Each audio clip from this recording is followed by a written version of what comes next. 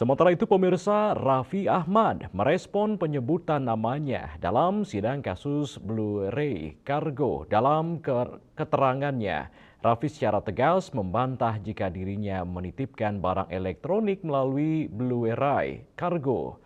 Aktor, presenter, dan utusan khusus Presiden Bidang Pembinaan Generasi Muda dan Pekerja Seni diketahui telah meminta pendampingan hukum dari pengacara senior Hotman Paris Hutapea untuk meluruskan fitnah yang dinilai telah mencemarkan namanya.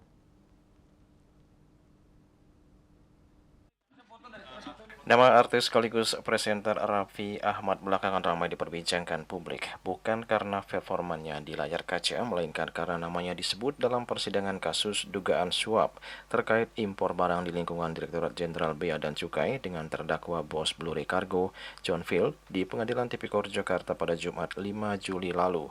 Merespon hal tersebut, Raffi Ahmad menggelar konferensi pers didampingi kuasa hukumnya Hotman Paris pada Kamis 11 Juni di Jakarta. Dalam keterangannya, Raffi menyatakan informasi yang beredar adalah hoax.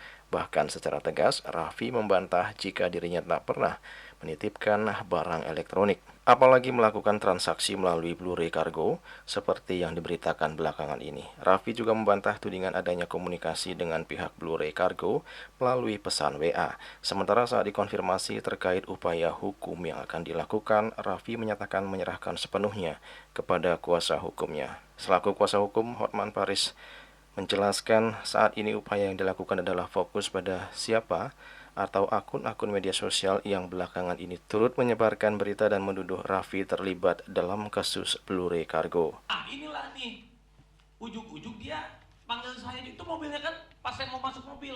Nah, ibu yang satu ini sama ibu yang satu ini lupa namanya, nah sama koko ini saya juga baru kenal. Tiba-tiba ngajakin foto saya sama Gading. Ariel lagi masih merokok kayaknya. Habis gitu menyusul lah. Ariel juga ada fotonya juga sama Desta kan.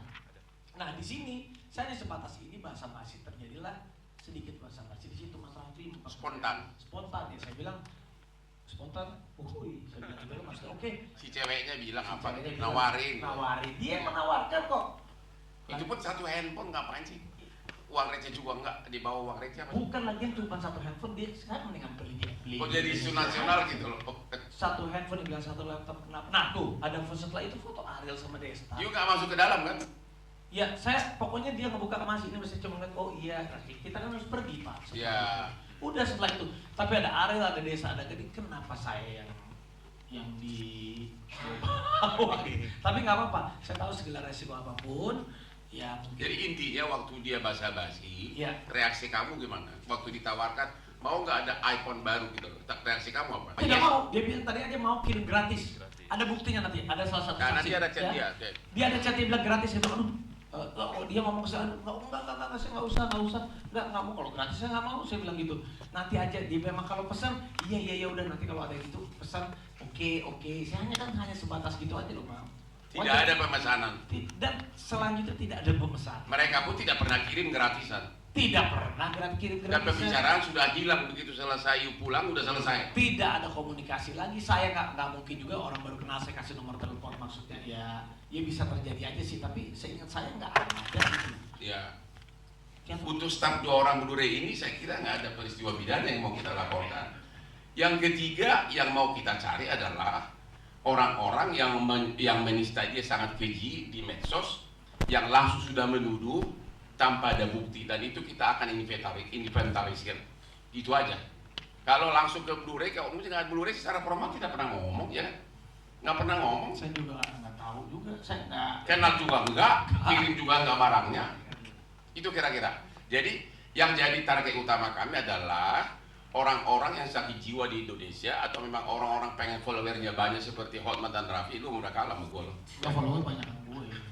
Ya, yang agar naik followernya membuat medsos begitu, dan juga sebagian tentu motivasi politik dari lawan politik. Itu yang akan kita cari. Sementara itu, Komisi Pemberantasan Korupsi KPK membenarkan nama Raffi Ahmad muncul dalam persidangan perkara dugaan suap importasi barang di Direktorat Jenderal Bea dan Cukai Kementerian Keuangan yang menyeret petinggi Blue Ray Cargo. Pelaksana tugas Direktur Penyidik KPK Ahmad Taufik Hussein mengatakan fakta tersebut terungkap setelah penyidik KPK menemukan informasi bahwa Raffi Ahmad pernah menitipkan pengiriman barang elektronik dari Amerika Serikat ke Indonesia melalui jaringan Blue Ray Cargo. Meski demikian, Taufik menegaskan belum menemukan bukti yang mengaitkan Raffi Ahmad dengan tindak pidana korupsi yang sedang diusut dalam kasus Blue Ray Cargo dan suap kepada sejumlah pejabat bea cukai. Juli Suharti dan Ketut Sumadiasi melaporkan.